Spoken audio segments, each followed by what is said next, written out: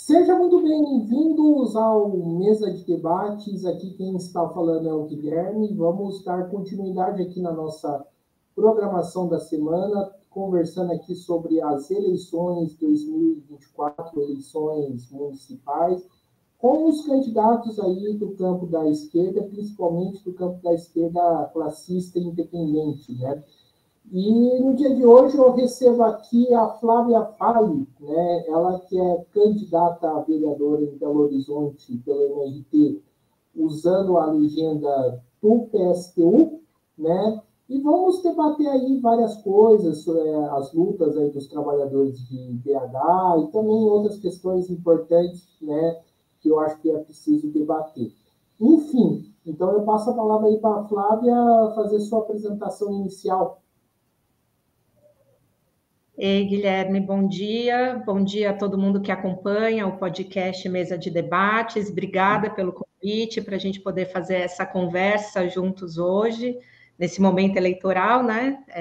Como o Guilherme mesmo já me apresentou, eu sou professora, sou candidata a vereadora aqui em Belo Horizonte pela MRT e vamos aí fazer essa troca.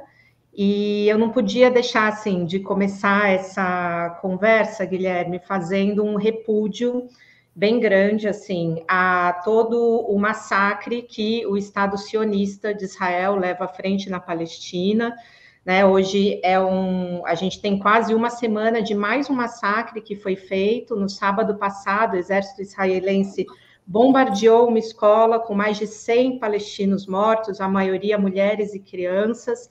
Então, assim, deixando aqui não só esse repúdio, mas nos colocando lado a lado da resistência palestina pelo fim do genocídio que o Estado sionista de Israel leva à frente contra o povo palestino.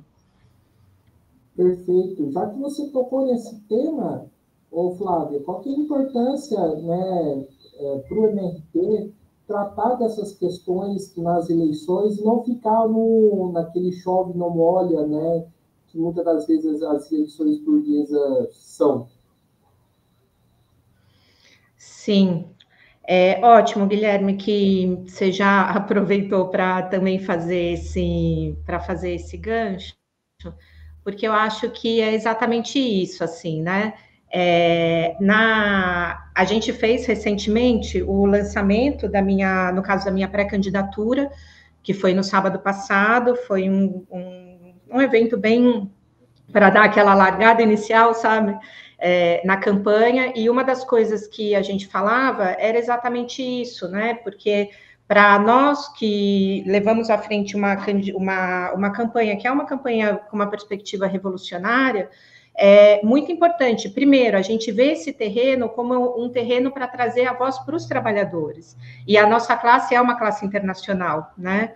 Então, assim, é muito importante a gente levar à frente essas batalhas, porque as classes dominantes, os poderosos, a burguesia, eles se articulam internacionalmente. E por que nós, que somos da classe que tudo produz e a quem tudo deveria pertencer, por que a gente não poderia fazer isso?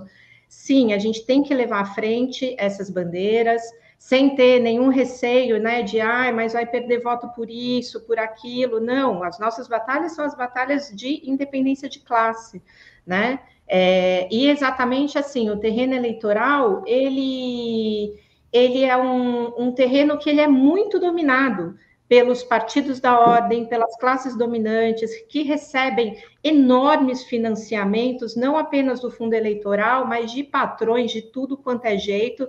É só depois ir lá todo mundo conferir na lista de financiamentos bilionários que investem nas campanhas dos partidos da ordem. E a nossa candidatura não, né? Exatamente, é uma candidatura que leva à frente uma política de independência de classe. Agora, esse terreno, que é um terreno muito dominado por esse tipo, né, da velha política, dos grandes financiamentos dos empresários e dos patrões, é um terreno que é adverso para a gente, mas a gente sabe também que as grandes mudanças, né, que é o que envolvem a nossa vida de trabalhadores, da juventude, que é o que toca o tema do emprego, o tema da moradia, o tema dos transportes, o tema de questões assim tão importantes como né, a legalização das drogas e tanto outros temas. Existe uma ilusão bastante grande por parte das pessoas de que essas mudanças que são importantes, elas viriam através das eleições ou de ocupar um lugar no parlamento. Exatamente assim, porque existe essa ilusão que a gente participa também do terreno eleitoral, mas para mostrar que essas mudanças, que são as mudanças fundamentais, elas só podem ser resolvidas através da luta e da mobilização, né? Então, por isso também que, frente a toda essa política, que é a política do toma lá da cá, depois eu imagino que a gente vai entrar um pouco mais, né, nos cenários políticos também aqui em Belo Horizonte, mas que, enfim, que a gente levanta essa perspectiva, que é uma perspectiva de enfrentar a extrema-direita sem conciliação, né, com os patrões, com a burguesia, com todos aqueles que apoiaram o golpe institucional de 2016, as reformas trabalhista, da Previdência, do novo ensino médio, né, sem conciliação com nenhum deles, e exatamente para levar à frente uma política de trabalhadores, que é de mostrar que, assim, é uma candidatura feita pela força de trabalhadores, da juventude, né, que defende também que todo político e juiz ganhe como uma professora, ainda mais quando a gente vê, né, tamanhas, o judiciário, né, decidindo por tanta coisa, e grande parte dela sendo contra nós, trabalhadores. A gente também de levar à frente as bandeiras, né, da maior parte da classe trabalhadora, que é feminina, que é negra, que é superexplorada, que é precarizada, que vive na jornada de trabalho 6x1, e exatamente por isso a gente, né, também levar com força a luta pela redução da jornada de trabalho sem redução salarial, enfrentando os lucros capitalistas. Então, ao longo da conversa, a gente vai poder, né, entrar um pouquinho mais nesses temas, mas expresso um pouco, né, o que é essa perspectiva de como a gente encara a eleição, né, como um terreno importante para as batalhas dos revolucionários e da independência de classe. Flávia, falando em batalha dos revolucionários, batalha da classe trabalhadora, uma greve importantíssima, né, que eu consegui acompanhar meio de longe, mas acompanhei, foi a greve dos professores de Minas Gerais contra aí o Romeu Zema, né, do Novo. E eu gostaria que você falasse um pouco, né, qual que é o balanço que você tem dessa greve.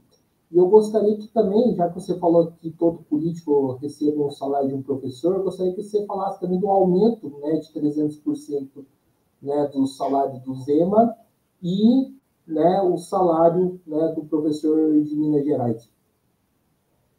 Sim. Então, Guilherme, a gente, assim, nesse momento, nós, trabalhadores da educação, estamos com o nosso salário cortado. Não sei se você já estava sabendo disso, mas, assim, a gente teve... o corte varia, né? O valor de R$300 a R$1.500, isso depende, né, também da jornada de cada trabalhador da educação, mas a gente está nessa situação exatamente porque a nossa categoria, né, os trabalhadores da educação, a gente é parte dos trabalhadores que veio sendo linha de frente da luta contra todos os ataques do Zema.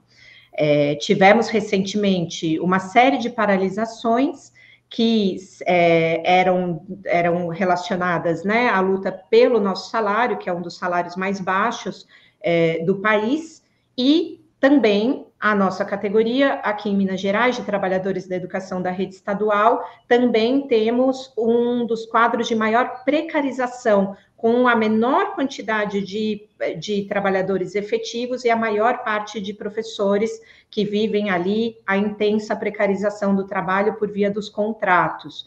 Então, tivemos as paralisações, que era pelo reajuste salarial, que o Romeu Zema deu um reajuste ridículo para a nossa categoria, enquanto ele se deu um aumento de 300%. Então, assim, é uma chacota, não só com a nossa cara, né, de trabalhadores da educação, mas com toda a população.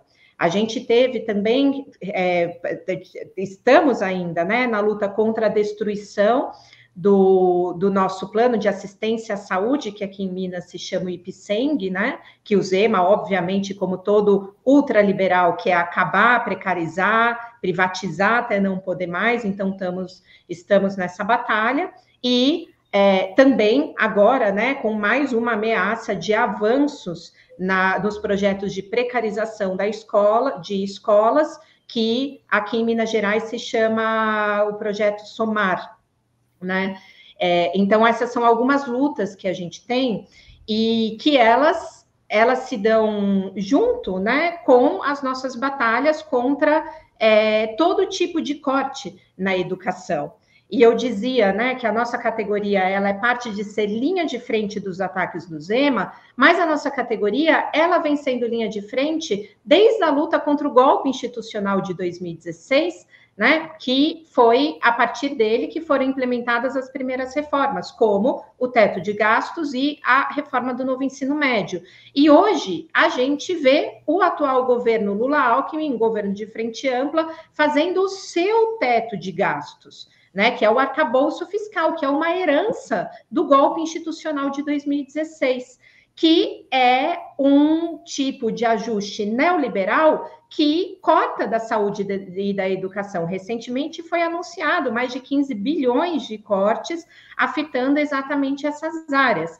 Então, exatamente que todas as nossas lutas que a gente vem dando aqui na educação, é importante a gente ver que elas não são lutas isoladas, né? O corte na educação, o novo teto de gastos do governo Lula-Alckmin, a nossa batalha, né, pela revogação do arcabouço fiscal e os ataques na educação, que eles não são isolados. A privatização aqui, que é levada à frente pelo Romeu Zema, é parecida com a privatização que foi levada à frente pelo bolsonarista Ratinho lá no Paraná, né? A gente tem aqui a militarização das escolas, que o reacionário Tarcísio de Freitas está levando à frente lá em São Paulo, e que o Tarcísio, inclusive, conta para esses projetos de avanço da privatização com verbas do PAC, do governo federal. Então, tudo isso mostra exatamente como a nossa luta ela tem que se dar de forma independente de todos os governos, de todos os patrões, sem conciliação, e exatamente a gente batalhando pela auto-organização, né? Porque é exatamente de trabalhadores, porque é exatamente como a gente pode fortalecer a organização de base de trabalhadores junto com toda a população, com os estudantes, com a juventude, com toda a população pobre, para a gente poder criar um volume de forças para colocar todos esses projetos contra a parede. Perfeito. Ô, Flávia, eu gostaria que você falasse um pouco do papel do Sindiúti, né? O sindicato aí representante de vocês na greve dos professores. E aí eu queria emendar com uma outra pergunta, né? Por que a esquerda brasileira, aí inclusive incluo a esquerda, boa parte da esquerda classista, não tem costume de debater o papel dos sindicatos, né, nas eleições, né? Parece que existem as eleições e a vida sindical, diferente, por exemplo, como faz a Argentina, onde os parlamentares da FIT fazem exigência aí às centrais sindicais de lá. Ótimo. Ótima questão, Guilherme, inclusive porque, assim, eu sou, como eu dizia, né, eu sou professora, sou do MRT, e a gente impulsiona uma agrupação de trabalhadores que se chama Nossa Classe, que está muito presente na educação, e nessas paralisações, e a gente, enfim, né, participando de todos os espaços de base da nossa categoria, dos espaços sindicais, de todos eles, e batalhando para ter, né, uma organização também de uma oposição à esquerda no sindicato, com uma política de independência de classe.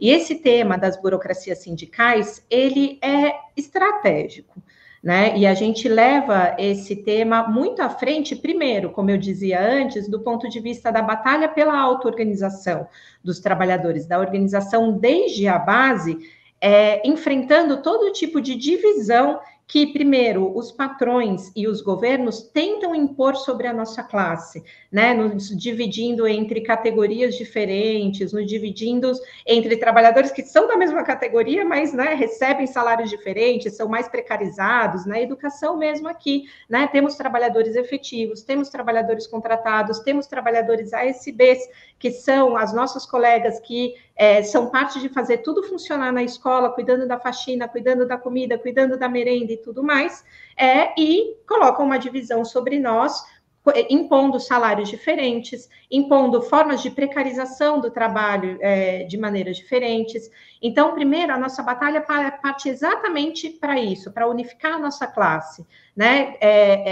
Combatendo toda forma de divisão entre efetivos e terceirizados, entre negros e brancos, entre homens e mulheres, e a gente exatamente buscando unificar a nossa força.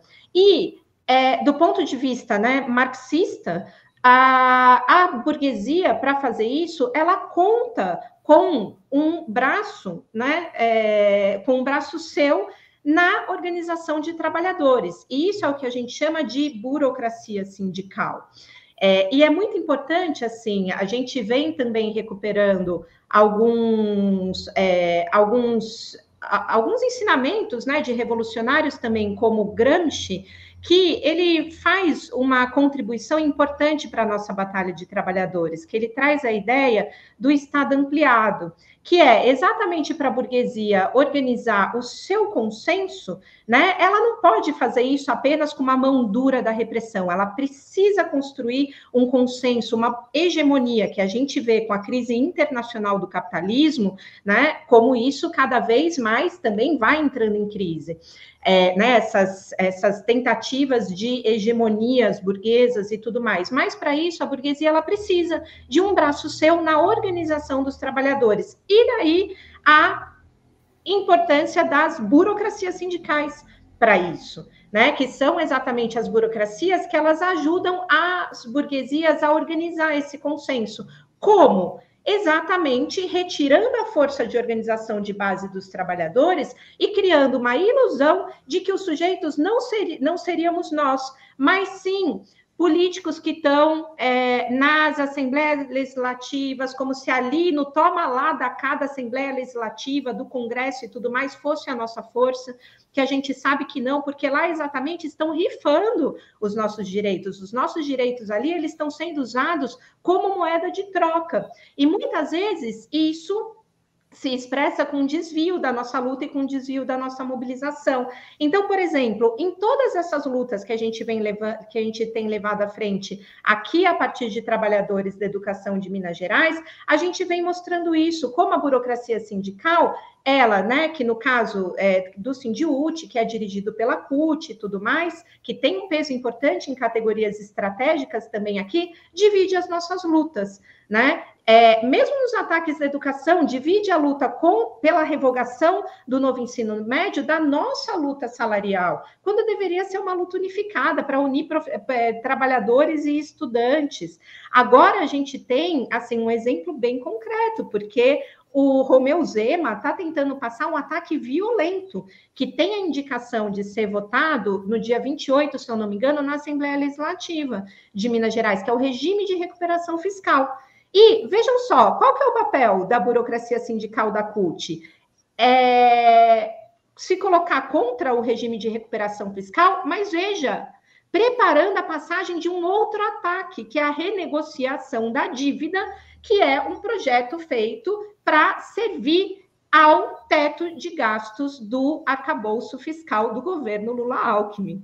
Então, assim, a gente, como atuando, né, como uma fração revolucionária, né, na categoria, a gente vem colocando a necessidade das burocracias sindicais, inclusive a que está encastelada no nosso sindicato, para que eles rompam o seu acordo com o arcabouço fiscal e que convoquem um plano de lutas imediato contra o regime de recuperação fiscal, contra o arcabouço fiscal e para unir trabalhadores das mais distintas categorias junto com a juventude para a gente poder enfrentar a extrema-direita nas ruas. Então, é essa ideia exatamente que é parte de mostrar a importância da independência de classe e de combater uma política de conciliação que a gente vê que só vem fortalecendo a extrema-direita.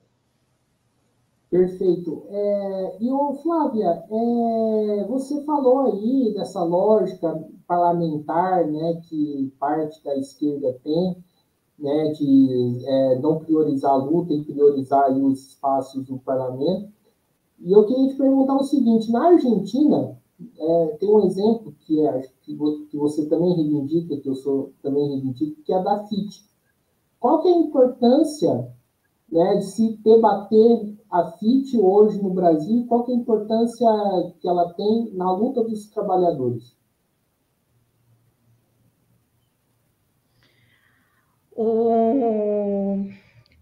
Eu acho que exatamente esse exemplo da FIT da Argentina, eu tenho. Eu gosto, inclusive, da ênfase que você dá na sua própria pergunta, que é exatamente de mostrar como é importante o exemplo da FIT na Argentina para o Brasil e para toda a América Latina, né? Então, primeiro, assim, a FIT, a Frente de Esquerda de Trabalhadores Unidade, ela é uma frente de independência de classe, que ela atua nas eleições e nas lutas a partir de um programa de independência completa de governos e patrões, né? E é exatamente por isso que a FIT apareceu como uma alternativa também nas eleições para os trabalhadores e para a juventude que hoje se enfrentam com todos os ajustes do Milei e dessa corda da extrema-direita trumpista, e que na Argentina tem o projeto violento da lei de bases. E os parlamentares da FIT, eles foram linha de frente, né, da luta contra a lei de bases, não aceitando uma desidratação desse projeto do Milei, né, como se ele supostamente desidratado seria menos pior pelos trabalhadores. Não, os parlamentares da FIT, eles estavam na linha de frente para fazer uma denúncia junto a toda a população, mostrando como esse é um projeto que serve aos grandes empresários que detêm fortunas nesse país. E exatamente por isso que os parlamentares também foram linha de frente de somar nas ruas, né, nas mobilizações enfrentando a extrema-direita, inclusive sendo também reprimidos junto aos manifestantes pelo aparato repressivo violento que foi colocado na rua pela Patrícia Bullrich, que é ministra, né, um filhote da ditadura militar na Argentina, que também é ministra ali no governo do Milei. E hoje a gente vê na Argentina, né, um cenário que ele é marcado por uma crise importante do peronismo, que vem da sua derrota eleitoral depois da desastrosa gestão que foi liderada pelo Alberto Fernandes, pela Cristina Kirchner e pelo Sérgio Massa, e que eles demonstraram a sua impotência frente ao Milei e frente à extrema-direita, porque eles apostaram tudo numa grande frente eleitoral de oposição com novos e velhos traidores. E tem uma coisa, Guilherme, que eu acho que ela é bem emblemática, que ela ilustra bem o que é esse projeto de conciliação, que ele é incapaz de combater a extrema-direita, que é, inclusive, o ex-candidato, né, da Cristina Kirchner nas eleições de 2015, o Scioli, ele hoje integra com cargos o governo reacionário do Milei. Então, assim, eu estou falando tudo isso porque a FIT, ela é um exemplo de uma frente de esquerda que ela é baseada num programa de independência de classe e que não tem nada a ver com as visões em geral que existe aqui no Brasil, né, de frentes que acabam por ser um grande guarda-chuva da esquerda. Exatamente porque a FIT, ela se baseia num programa de independência de classe e erguida através da força das lutas e da mobilização. Então, assim, você perguntar como que a gente pensa, né, que a gente poderia pensar a FIT no Brasil. Então, partiria primeiro desses fundamentos, né, que eu coloquei, que eu estava desenvolvendo agora, e, é claro, né, uma FIT no Brasil, não englobaria partidos como o PSOL, que integra ministérios no governo de frente ampla Lula-Alckmin, né? Ou mesmo partidos de toda uma tradição, né, de conciliação de classes, que é o PCB, a UP, e que mostram de novo isso nessas eleições, integrando coligações, né, da frente ampla, como faz o PCB, inclusive aqui em BH, mas em outras capitais, e também a UP, que no seu recente congresso autorizou ali as coligações com o PT e com o PSB em várias cidades, como eles estão fazendo numa capital importante como Natal. Então, a FIT na Argentina, ela traz esse exemplo, que é um exemplo exatamente de como a gente trazer para o Brasil e espalhar para a América Latina uma alternativa, né, que é de independência de classe e erguida pelas lutas. E só para estender um pouquinho mais, assim, essa questão, que eu acho importante também, porque recentemente, agora em julho, o PTS, né, que é a organização irmã do MRT na Argentina, fez o seu congresso, e que tem também, né, parte dos parlamentares que estão na linha de frente da FIT, como a Miriam Bregman, como o Nicolás Del Canho, como o Christian Castilho, Alejandro Vilca.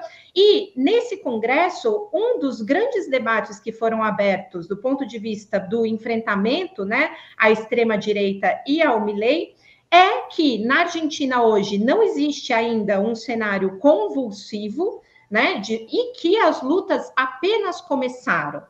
E o que está colocado para a esquerda revolucionária na Argentina hoje são possibilidades históricas de construir uma alternativa que supere o peronismo e a sua política de conciliação. E por isso, uma das campanhas que foi votada nesse congresso do PTS foi exatamente a construção de uma esquerda socialista da classe trabalhadora e um programa para que a crise seja paga pelos grandes empresários que ganham fortunas. E, com isso, essa batalha também se expressa a partir da atuação da FIT nas eleições e também na luta de classes.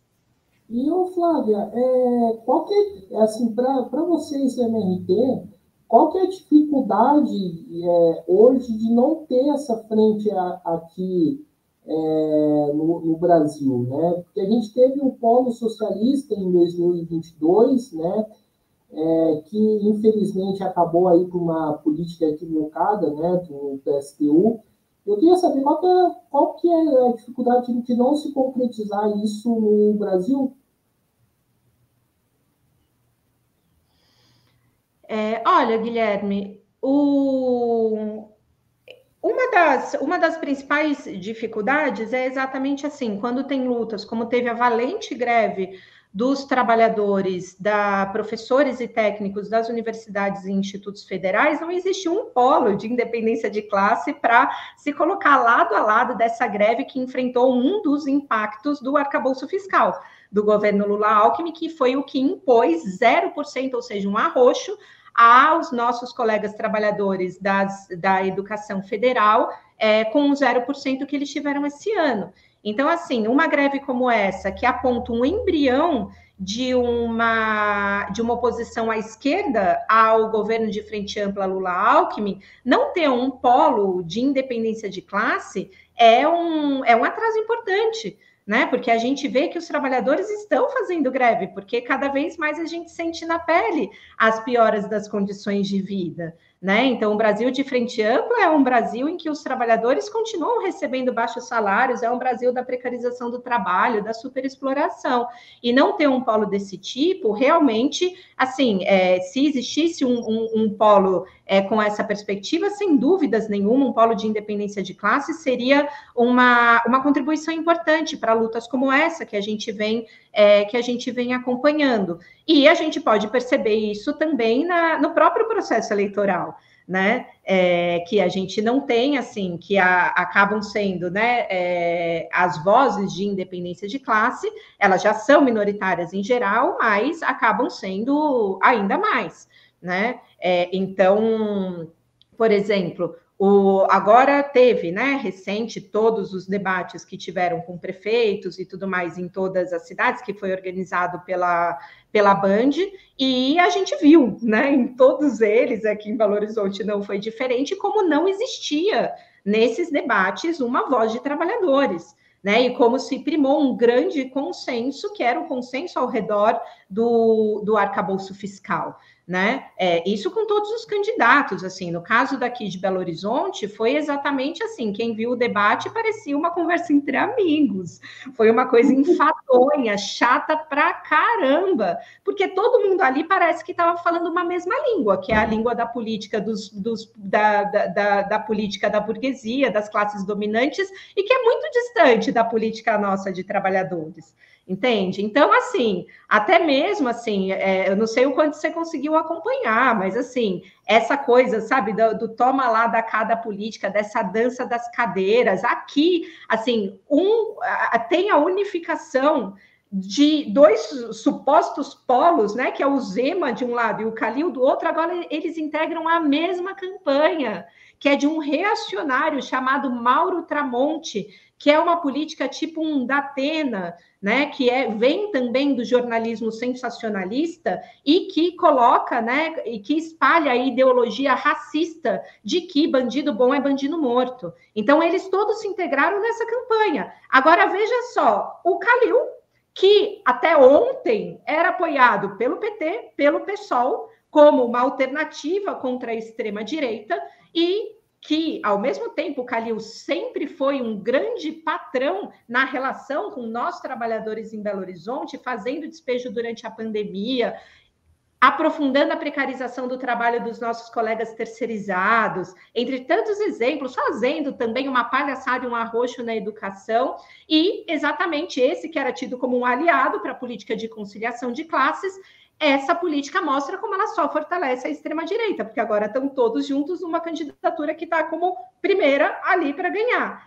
E depois aparece ali, né, Bruno Engler, que é uma figura bizarra da extrema-direita, que no debate, assim, foi bizarro também, porque ele aparece ali, né, nas suas redes sociais, vomitando racismo, LGBTfobia, machismo e tudo mais, e no debate ele aparecia ali como um gatinho mimoso, que era também, né, exatamente, querendo aparecer com um perfil moderado, com um perfil de bom gestor e tudo mais, ou seja, uma palhaçada. E todo mundo ali fazendo todo tipo de demagogia, vou resolver o problema do mundo, vou resolver o problema do desemprego. Não vai, porque isso é demagogia, porque todos ali estão comprometidos com o arcabouço fiscal e com as políticas que servem aos patrões, como, por exemplo, a privatização do metrô de Belo Horizonte, que foi um projeto do Zema e do Bolsonaro, mas quem assinou, derrotando a valente greve dos nossos colegas metroviários, foi o governo de transição do Lula, uma assinatura do Lula, derrotando uma greve importante da nossa classe. Então, exatamente assim, a gente batalha, né, quando a gente coloca a nossa atuação também nas eleições e, para além dela, nas lutas, para fortalecer as lutas que estão acontecendo com uma política de independência de classe, é exatamente para mostrar que, para enfrentar a extrema-direita, a gente precisa ir para as ruas sem nenhuma conciliação com o agronegócio, com as mineradoras, com o STF, com os militares. Ô, Flávia, conversando com outras candidaturas, né, principalmente as do PSTU, o PSTU coloca que a impossibilidade de ter essa frente nas eleições, porque o PSTU teria divergências com as organizações, citando, né, o MRT, referente, né, uma das principais divergências seria referente a 2016, em torno do golpe institucional, da qual eu, particularmente, acho que o PSTU tem uma visão equivocada de não achar que, né, que aquilo foi um golpe, né? E por isso existe essa impossibilidade. Eu gostaria que você respondesse, né? É plausível o argumento dos companheiros do PSTU para você, ou isso aí chega a ser meio sectário? Bastante sectário. Primeiro porque, assim, a gente já pode tirar lições profundas do que foi em 2016, né? 2016 a gente teve uma operação das classes dominantes no Brasil, extremamente violenta, né, que levou ao golpe institucional de 2016, com o impeachment da Dilma, depois, nos anos seguintes, com a prisão arbitrária do Lula. Naquele momento, nós do MRT nos colocamos na linha de frente da luta contra o golpe, contra a prisão arbitrária do Lula, com completa independência do PT, e exigindo das nossas centrais sindicais que elas exatamente convocassem um plano de lutas e a organização de uma greve geral. E o papel das burocracias sindicais naquele momento foi exatamente de trair uma das maiores greves que a gente teve nas últimas décadas, que foi a greve geral de 2017, né?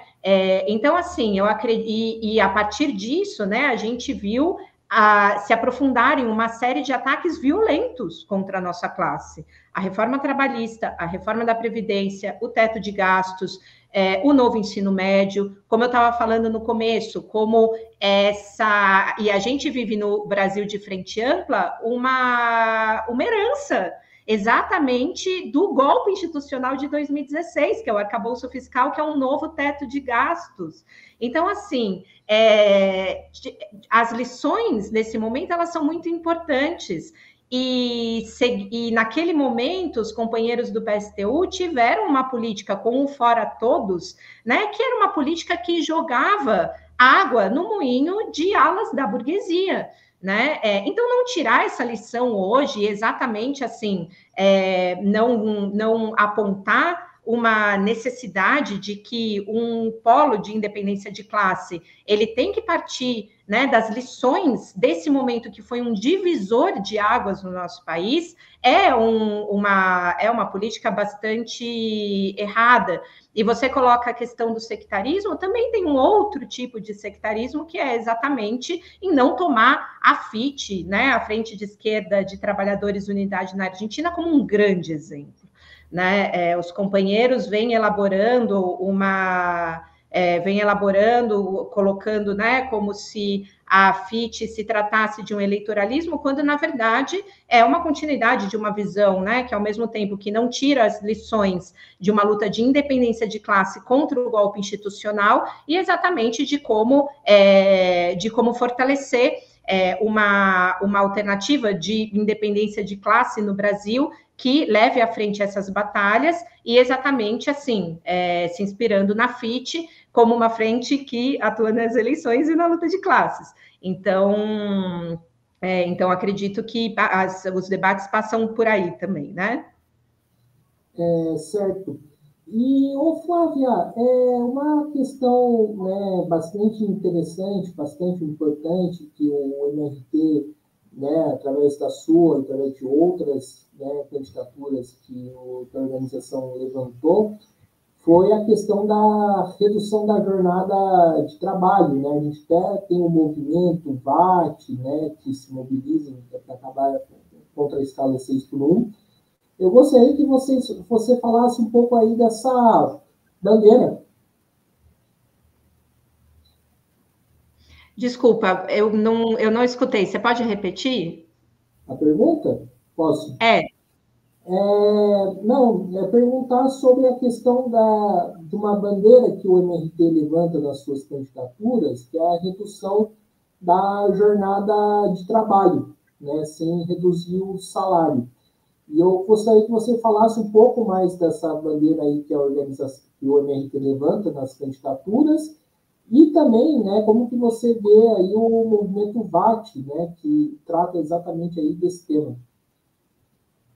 Sim. Obrigada pela pergunta, Guilherme. Exatamente porque a gente vem, sim, vem colocando bem fortemente a luta contra a escala 6x1, né, que teve aí uma visibilidade nacional e que mostra como o Brasil é o Brasil da precarização do trabalho, né, e que afeta diretamente a toda, como eu dizia, né, nossa classe, que é uma classe trabalhadora majoritariamente negra, majoritariamente feminina, e que vive nas extensas jornadas de trabalho. Então, exatamente contra a escala 6x1, a gente vem colocando a necessidade de batalhar pela redução da jornada de trabalho sem redução salarial. Se a gente for pensar a realidade, né, também aqui de Belo Horizonte, BH tem 1 milhão de pessoas sem empregos e 250 mil na informalidade, né, que é uma realidade da precarização que só se aprofundou com as reformas, principalmente com a reforma trabalhista. Então, isso a gente vê no dia a dia com a intensa precarização, com a gente perdendo, né, as nossas vidas nas extensas jornadas de trabalho, no transporte público, que é horrível, né? Chega em casa cansado, só com pouco tempo, né? Principalmente mulheres trabalhadoras chegam ainda tem a tripla jornada de trabalho, o pouco tempo para descansar e já iniciar novamente uma nova jornada. Isso também vem como parte de toda a reorganização do capitalismo internacionalmente, que, com sua crise, descarrega nas costas dos trabalhadores, porque é uma precarização internacional, né, com toda a superexploração por via dos patrões tradicionais para os patrões das grandes plataformas por aplicativos, que tentem impor também à nossa juventude um futuro que seria apenas de colocar uma bag nas costas e entregar comida passando fome.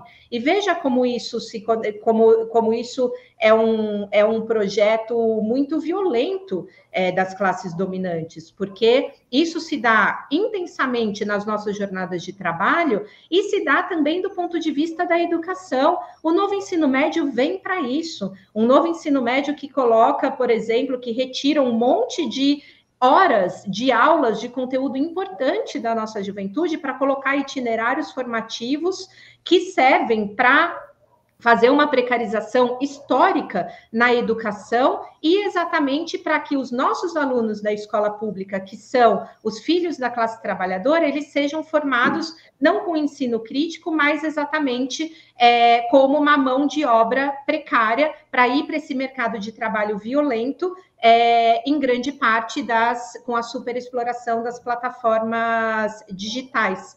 Então, exatamente por isso que a nossa luta é contra a precarização do trabalho, pela revogação da reforma trabalhista, da reforma da Previdência, pelo fim da terceirização, com a efetivação dos trabalhadores terceirizados sem necessidade de concurso público. Viemos aí também fazendo um manifesto nacional com apoio de intelectuais, de artistas, de estudantes, das mais distintas categorias de trabalhadores, exatamente colocando essa luta, um manifesto contra a precarização e a terceirização do trabalho, e tudo isso para a gente enfrentar a anarquia capitalista, porque a anarquia capitalista, como já colocava o Karl Marx, ela é a organização do quê? De, por um lado, ter uma massa de trabalhadores com extensas jornadas e, por outro lado, uma massa de trabalhadores que não tem emprego. Então, exatamente para a gente enfrentar isso, não tem demagogia. É a nossa luta, é a nossa mobilização, é a gente atacar de frente os lucros capitalistas, e isso passa por enfrentar essa irracionalidade e também levantar essa bandeira contra a escala 6x1 e levando à frente a luta pela redução da jornada de trabalho sem a redução salarial. Flávio, vamos aí para um bloco final de pergunta, mais 2 perguntas aí para a gente fechar aqui a nossa conversa. E acho que uma das coisas que é importante acompanhar são as lutas, por exemplo, dos trabalhadores dos Correios, dos trabalhadores servidores federais ambientais, né? Qual que é a importância das candidaturas revolucionárias e até mesmo da esquerda falar dessas lutas na sua campanha eleitoral? Porque eu vejo que boa parte da esquerda simplesmente vai fingir que essas lutas não existem, né? E até mesmo a própria grande mídia também, né, não cita, né, por exemplo, a luta dos trabalhadores dos Correios. Qual que é a importância das candidaturas? Quem não cita, não escutei. A grande mídia. A grande mídia, claro. Uhum. E qual que é a importância aí das candidaturas, né, falarem, né, dessas lutas nas suas campanhas? É fundamental. Uma questão é essa, né? A grande mídia, ela não fala, ou ela fala contra, né? E, além disso, a gente tem, enfim, todos os... todo o Estado, né? O Estado burguês, que atua como um grande balcão de negócios da burguesia, também tem seus instrumentos para atacar as nossas lutas, né? A grande mídia é uma delas. A gente vê o STF atuando, né? Sempre que eles podem, também contrários às nossas mobilizações. No caso aqui de nós, trabalhadores da educação de Minas Gerais, quando a gente fez a nossa greve em 2022, a gente conquistou um reajuste de 33% e contra o Zema, né? E adivinha quem barrou? O STF, né? Com uma canetada ali do Barroso naquele momento. Então, mostra bastante assim, e agora a gente vê, né, nossos colegas que estão na greve do IBAMA, dos trabalhadores do meio ambiente, que também sofrem retaliações. E é muito importante a gente não só dar evidência e falar dessas lutas, mas a gente se colocar lado a lado, né? Um fortalecimento dessas lutas, que elas são muito importantes, inclusive porque a política de conciliação de classes atua contra, porque não acredita na força da luta e da mobilização. Então, por exemplo, na greve dos professores e técnicos das universidades federais, até mesmo a intelectualidade petista estava falando contra a greve de trabalhadores, dizendo que servia ao moinho da extrema-direita.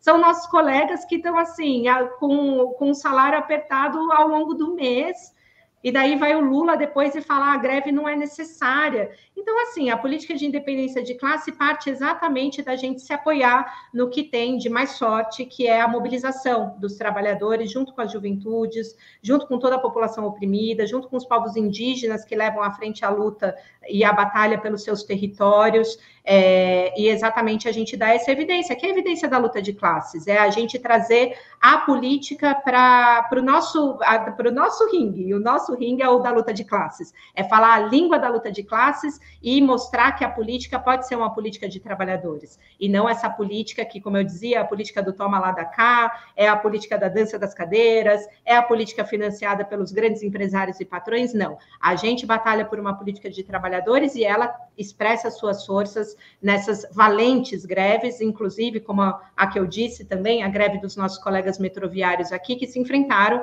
nada mais, nada menos, com o governo de Frente Ampla. Falando dessa greve, você adivinhou a última pergunta, né? Eu gostaria que você comentasse essa privatização do metrô, né, que começou na época do Bolsonaro e o Lula, né, terminou, né, concluiu o processo de privatização. Como que você viu essa questão, Flávio? Foi exatamente isso, Guilherme. Assim, foi uma greve histórica dos trabalhadores metroviários aqui, numa luta antiga contra a precarização do metrô, pela expansão do metrô. Aqui em Belo Horizonte, a gente tem uma das menores malhas de metrô do país. É uma coisa, assim, chocante. A gente tem, assim, uma luta também de muitos anos, assim, de décadas, de regiões que o metrô não chega. Quem é de Belo Horizonte sabe, quem mora no Barreiro sabe a luta histórica que tem para o metrô chegar no Barreiro e tudo mais. E o que aconteceu? A extrema-direita, obviamente, fez demagogia com isso, né? Falando, com a privatização, agora a linha de metrô vai chegar. Aumentaram, né? Teve todo um processo que antecedeu a privatização, que foi exatamente o aumento recorrente das passagens, aumentou mais de 200% a passagem, imagina, a gente tinha 4 anos atrás a passagem que era 1,80, entende? E foi fazendo essa política, né, ao longo dos anos para preparar a privatização. Com o governo de extrema-direita, do Zema e do Bolsonaro, esse projeto avançou.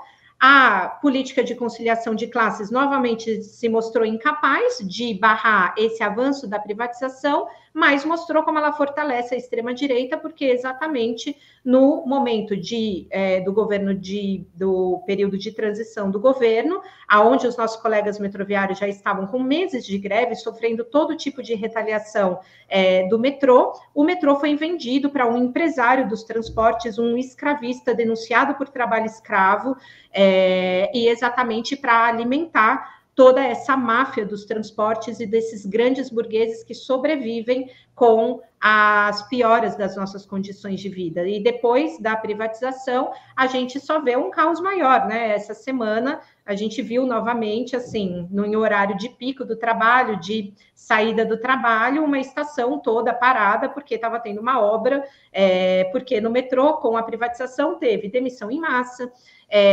teve diminuição da manutenção, a gente já vinha de antes com o aumento das tarifas. Então, é essa a realidade, o que mostra que a privatização ela é um projeto que ela necessariamente tem que se dar, né? Retirando nossos direitos, mas o que é mais chocante é exatamente isso, como foi um projeto que foi levado à frente pelo governo Lula-Alckmin aqui, exatamente como para enfrentar a extrema-direita a gente tem que ter completa independência, não a política de conciliação de classes só vem mostrando que ela fortalece a extrema-direita e não a nossa força, né, de trabalhadores, da juventude, de toda a classe trabalhadora precarizada e tudo mais.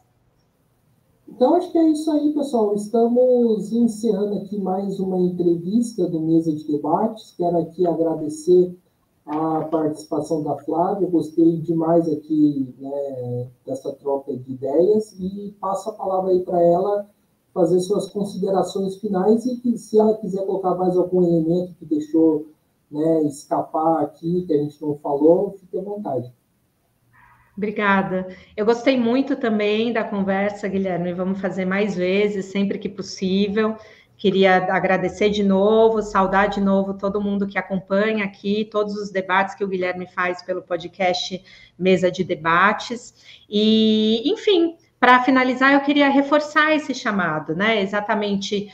A gente tem, né, pelo MRT, as nossas candidaturas, que a minha em Belo Horizonte é uma delas.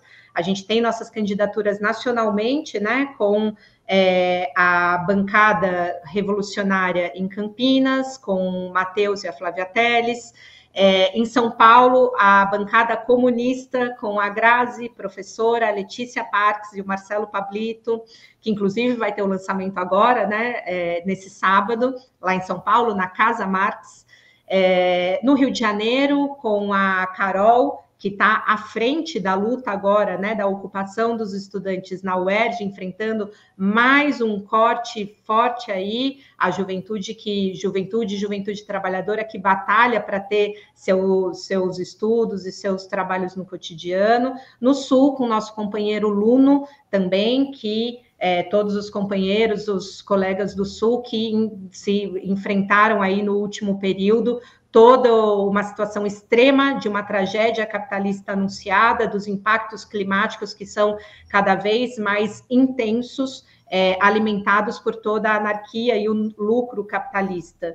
Então, exatamente assim, eu convido todo mundo a conhecer desde onde estiver cada uma dessas candidaturas. Agradeço o PSTU por ter cedido a legenda para a gente poder apresentar, né, para eu poder apresentar a minha candidatura aqui em Belo Horizonte também, e exatamente fazer um convite para todo mundo ver nas candidaturas do MRT uma organização de uma voz comunista e de trabalhadores nessas eleições, e para a gente também organizar coletivamente o nosso ódio contra o racismo, contra o patriarcado e contra o capitalismo, também de ver nas nossas candidaturas um espaço para essa organização coletiva de enfrentamento a todos os lucros capitalistas.